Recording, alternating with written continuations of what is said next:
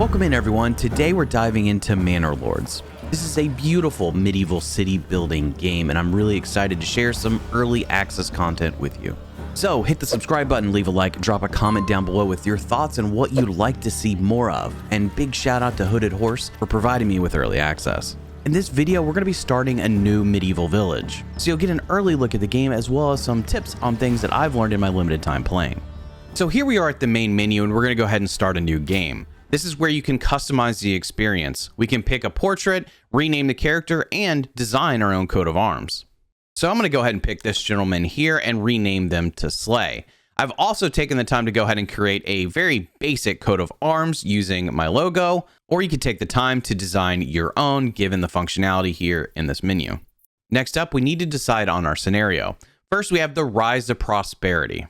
This is all about building your medieval city and working with your citizens. If you reach the large town settlement, you'll be able to decide whether you want to move on to endless mode. There's Restoring the Peace, which seems more focused on eventual combat. However, it allows you to build at your own pace. The Victory condition is just conquering every region. Then we have On the Edge, which appears to be much more challenging. This appears to be more a survival scenario where you should plan on getting attacked by raiders. Regardless of what you choose, there are a ton of different settings that you can actually change to alter the game mode and give you the experience that you're looking for. You can really set up how difficult you want your play experience to be. I'm going to go ahead and pick Restoring the Peace. That allows me to build at my own pace, but eventually plan on conquering the map. And I intend to leave the settings on default, at least for this initial playthrough experience.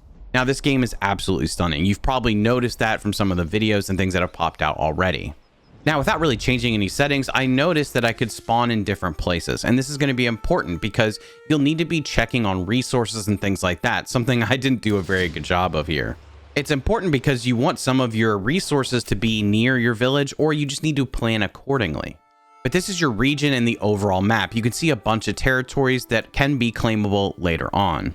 You can also see some of the basic resources nearby, like wild animals, berry deposits, iron, stone, and clay. There's also ground resources you have to factor in for farming and water supply.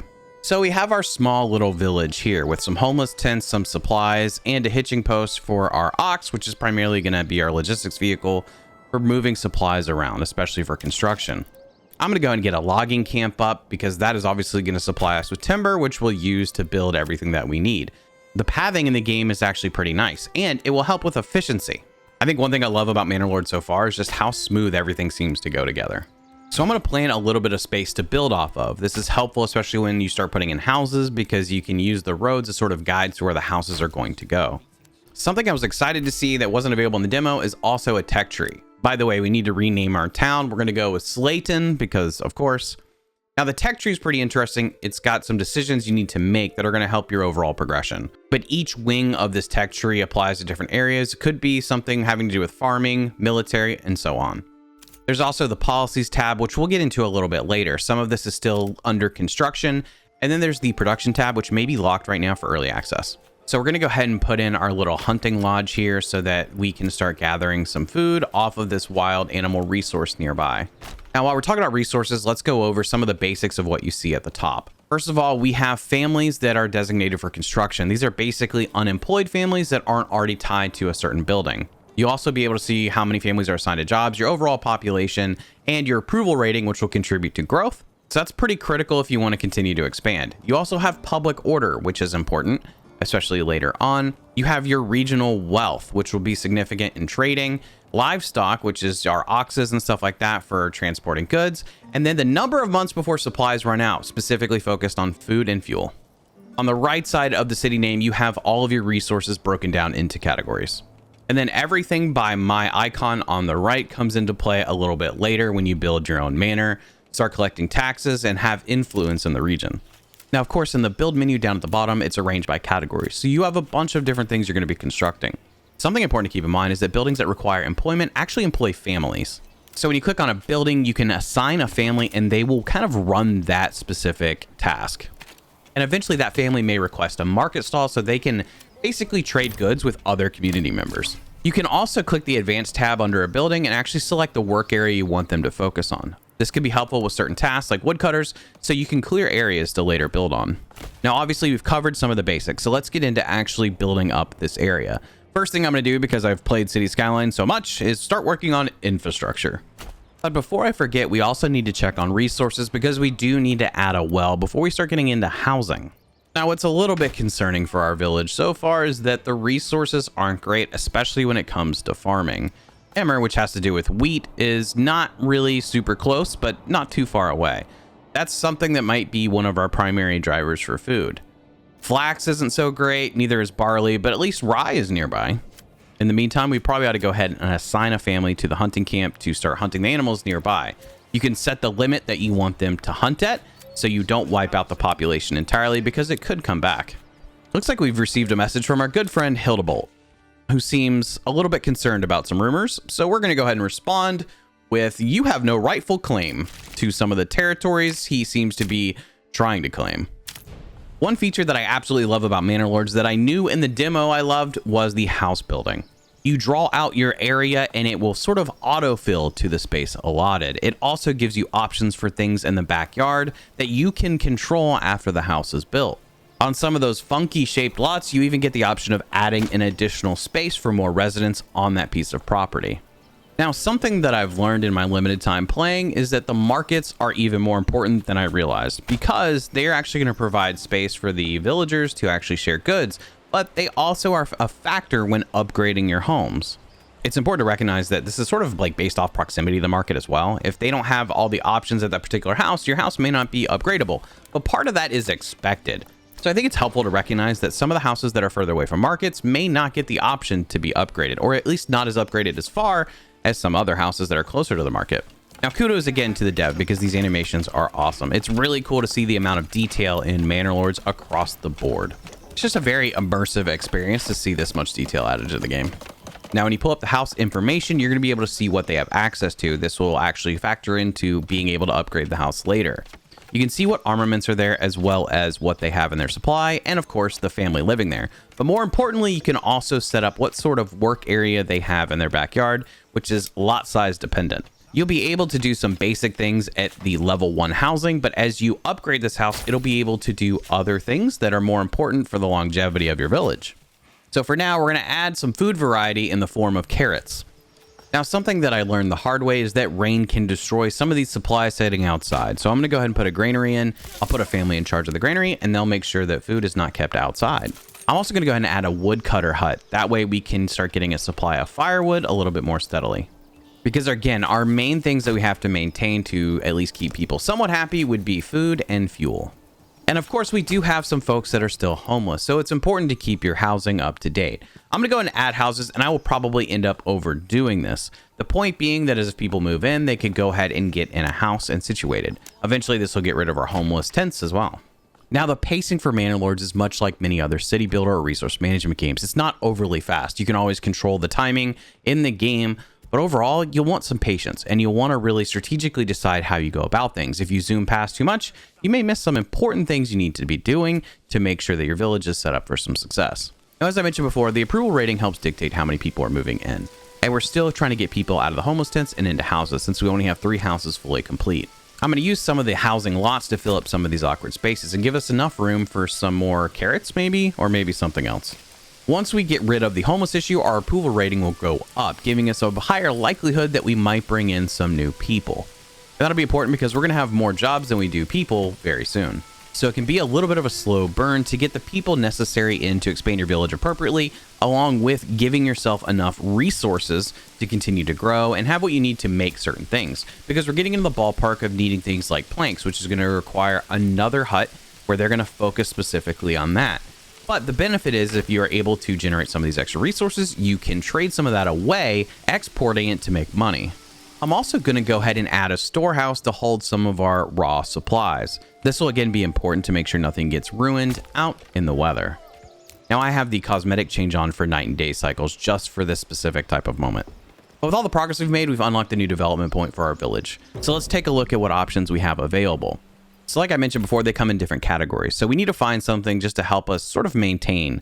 And one thing that I think I might try would be foreign suppliers. This is going to bring in some resources for as long as we have money, but it's going to be important we get a trade post up and start outputting something via exports to make some cash to keep that flow. But this will ultimately provide us with a little bit of bread and firewood to keep us stocked to some degree, again, as long as we have cash. So there's some passive things that you could do, but also unlock certain buildable items in the game. This can be helpful, especially when you're dealing with maybe certain resources that you have more or less of in the area that you're constructing your village. Now, I don't have a ton of hours in the game. Like I said, my playtime's limited, so I've never tried this firewood cart and the bread cart. So we're going to give it a shot. It seems like we're able to place these sort of freely within the market area, which is a pretty cool mechanic. I think this will provide our village with a little bit of extra fuel and food, again, as long as we have money, so trading is going to be important here momentarily. Now, my hope is that the way that I've set this up with the houses sort of around the market, that these houses will actually get the benefits of the market and be something that I can upgrade sooner than later. And while it's not required for every house to have some sort of little mini farm in the backyard or anything like that, I'm trying to make sure they all have space so that if I upgrade them, I'm able to build some of the other resources that they're capable of a little bit earlier. Because that was one issue I had when I was kind of testing things out, is that I had some houses that I upgraded, but they didn't have enough room to have the lots in the background, and it felt like a little bit like a mistake. But we got a cool message. Basically, we're supplied with some simple armaments for a militia. This is helpful to defend the village. I don't think this game mode gets a ton of attacks, but I have been attacked while being in this game mode. We got provided with large shields and spears, so I think that means we can actually form a spearman militia. So we have this available to call up when we need. We just don't have a lot of people to actually form much of a militia at all. So I'm going to go ahead and set down a trading post. Once this is built, we'll be able to start exporting something. We don't have a lot to export, but we're going to try. I'm going to go ahead and set up a saw pit as well, which will give us planks, and we can utilize that for some of the more advanced building we're going to do at this early stage. We've also had one additional family move in, meaning we can actually employ another building of some sort. So that could be here or the trading post. I'm not as stressed about planks right now as I am trying to get a little bit of income, because our carts that we set up in the market have eaten through what money we have in our little treasury. So I'm setting our trading post to begin exporting hides. We have over 30 of them, so I'm going to keep our actual inventory closer to 10, at least for now, and sell the excess. Hopefully that'll generate a little bit of revenue and we can continue to provide. Now, we're still struggling with population a little bit, so we need more people to move in. In the meantime, I'm going to go ahead and start putting down a couple extra buildings that can actually serve as jobs for when we start getting people in. Keep in mind, we do have some extra houses, so it's not like we don't have enough living quarters for everybody, but we're just waiting on people to start moving. And since we're over 55% on approval, I think that'll start happening, especially as that continues to go up. So we can put a foraging hut up here. They'll actually pick some berries, and then later you can actually add a herb section to it to generate some herbs, which we could also sell. We also need to pick some more things that some of these houses are producing. So it actually we also need to decide on what some of these houses are going to produce. The thing is that it relies strictly on cash. We need a little bit of money to be able to set up these plots. Thankfully, we're getting a little bit off the hides we sold. So we're going to add some more carrot farms to the back of this house, and we'll probably continue to expand this as we continue to generate some money. But we still need more products. So I'm hoping, again, we can get a few more people in here. I think we've had maybe one that is off camera that I've moved in and gotten them a job. And there's actually two stages. You'll have people move in and then they'll move into the house. So sometimes it almost seems like you have a couple people move in, but that's not necessarily the case. Now, there's a few next steps I want to take. First of all, I think we need to start importing sheep, which would give us the ability to make wool, which would give us the ability to make yarn. That's going to be one of the clothing needs for some of our villagers, especially alongside the market, which will hopefully give us the ability to eventually upgrade some of these houses. So obviously we've started to see some of the basics of resource pipelines here in the game with just wood. So we're cutting down wood, we're turning it into timber, which we can then turn into planks or firewood. But now with wool, you need several pieces, including a livestock trader, which is separate from your trading post, to import the sheep. Then you're going to need a sheep farm. And that sheep farm will hold just a few sheep that they'll take care of and maintain. But ultimately, you're going to want some sort of pasture that they can graze in. That would increase the sheep capacity and obviously increasing your ability to produce more wool and eventually yarn, along with whatever clothes may be required down the road. So that's how you sort of maintain the sheep and get wool. But then you need a weaver to be able to take the wool and make yarn out of it, which is then sold at the markets. Now, obviously, you could sell the wool or the yarn at the trading post. It all just depends on what you're trying to do. The point is that if you're into resource management, this game has some of the basics of what you would expect. I also just put down a church, and the point of that is actually to try to get our morale up. By having a church in the area, you're going to boost morale, and once our morale crosses somewhere around like 75%, we're able to boost our population growth. Like many other games, Manor Lords is sort of going to require you to have the supplies in inventory before you set down a building. So I actually had to build up some planks instead of selling them, which is what I intended to do, to actually get the church set up. But it won't even let you put the building down unless you have those planks in your inventory. Additionally, when you actually set down a building, the villagers will have to move all those supplies to the building. So it's kind of like something you need to keep in mind when you're placing buildings down is that delay from like actually setting it down to the villagers getting the supplies there, to then building it. Because as you can imagine, that can take some time, especially if it's further away from your supplies. Again, it takes some patience because the game is paced a certain way. It's not meant to be fast growing. You're going to have to go through some of the pains of growing and establishing your village before you'll ever get to a point where it feels very, very populated. So in the meantime, while I'm waiting on some of these buildings to get going and all that stuff, I've been going to some of the houses and spending a little bit of our treasury money that's built up from selling hides and stuff.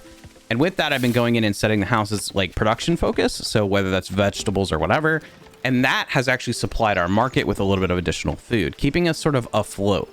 Now that we have the sheep farm set up along with the pasture, I want to go ahead and get our livestock trader set up. And essentially this is going to operate the same way that the trading post does.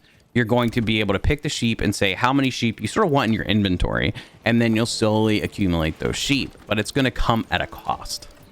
Now I'm going to keep setting up houses. That way I kind of don't really have to worry about it as much later because we're going to be gaining population slowly but surely. So I like to have this in place beforehand. It's also kind of fun to actually draw out these lots for some reason. I just enjoy it. I don't know why, but it's kind of neat to be able to place these. And I don't know if this is the best layout, but I thought around the market would be kind of interesting. Not sure I love the shape, but here we are. Now, the next order of business that I want to sort of accomplish is I actually want to go ahead and set up a farm. This is going to be a wheat farm potentially, but you can always rotate crops. Now, the farm is going to require a farmhouse. So now that I've carved out some of these trees by using the logging camp and where I wanted them to actually cut trees, I'm gonna go to place this here and I'm gonna set up a crop rotation, which is pretty handy. The wheat doesn't have a lot of fertility right now, but hopefully we can get a little bit out of it to continue adding to what food we have in our inventory. And then you can also set fallow, which seems to be some way of sort of adding fertility over the long run. And that's how I'm gonna set up this rotation. I really love how you add the farms and it kind of does like the bushes along the edges. It looks really, really nice, especially in the morning sunlight in the game. It looks really pretty. I would definitely recommend checking it out. And it doesn't hurt that it's in the autumn season, so we have some red trees. But with the farm, you need a farmhouse. This is essentially like the work area for the farmers that are going to tend to the fields.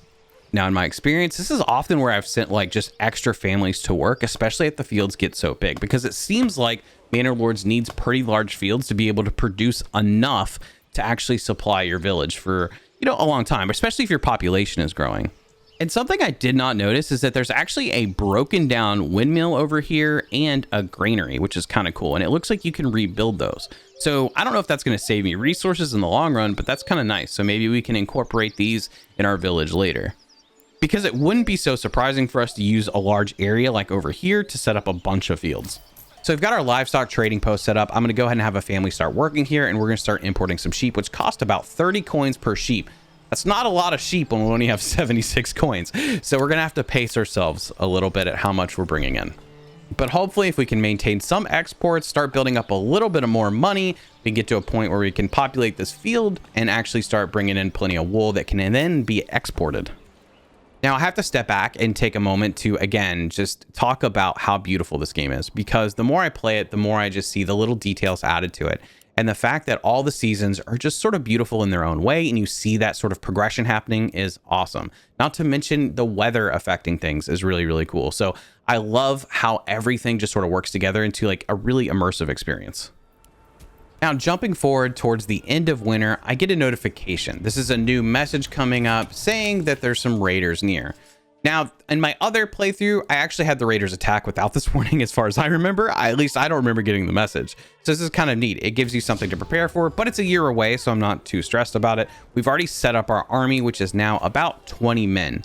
So it can grow, but we just don't have the supplies for it. So we have 20 men worth of supplies available in terms of spears and shields. You can actually manufacture these things utilizing the houses we've set up, and sort of the same way you do with like vegetables. I can switch that and have that house actually manufacture swords, for example, or shields or whatever. And it just depends on what you set up, but it requires those upgrades that we've been slowly working towards. Now, I've added another field basically behind the other one that is still in some area where wheat is somewhat fertile here, but not great. So I'm actually going to have them on a crop rotation, adding fallow in just to try to boost fertility, hopefully, so that we can produce more wheat in upcoming years. But overall, it's not a very quick process. So you need to sort of plan ahead, especially if you're running low on food, to go ahead and get some farms set up and sort of wait it out, because it'll be maintained by the farmers that you set there, but it's going to take a while for harvesting and all that jazz. So let's take a little look at the military militia situation. Basically, I can call the 20 men that I have supplied into action, up to 36, at least for this specific unit. Now, there is a camp up here that was a bandit camp, along with some soldiers from a different region. So I'm going to see if I can get to the bandit camp. But spoiler alert, this doesn't really end well for me. So basically this works by sort of calling a rally point, and all your spear militia go running out. At least we have a really cool coat of arms that is perfectly on brand.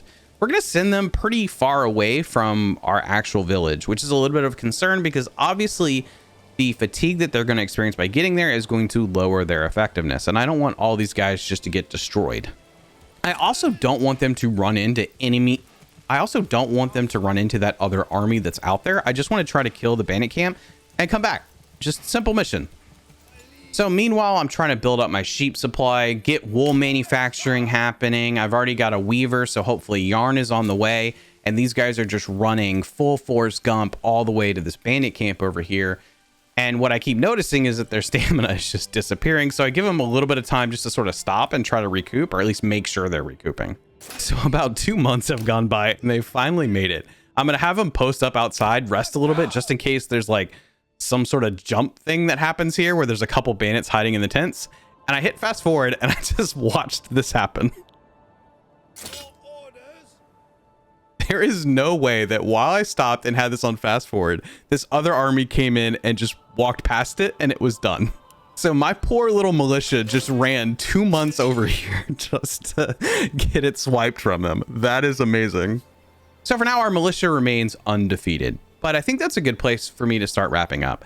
Basically, we start getting into some of the wool production and I start seeing some production of yarn. And that's essentially where we're ending as we watch these guys Forrest Gump their way back to our village over the next month or so.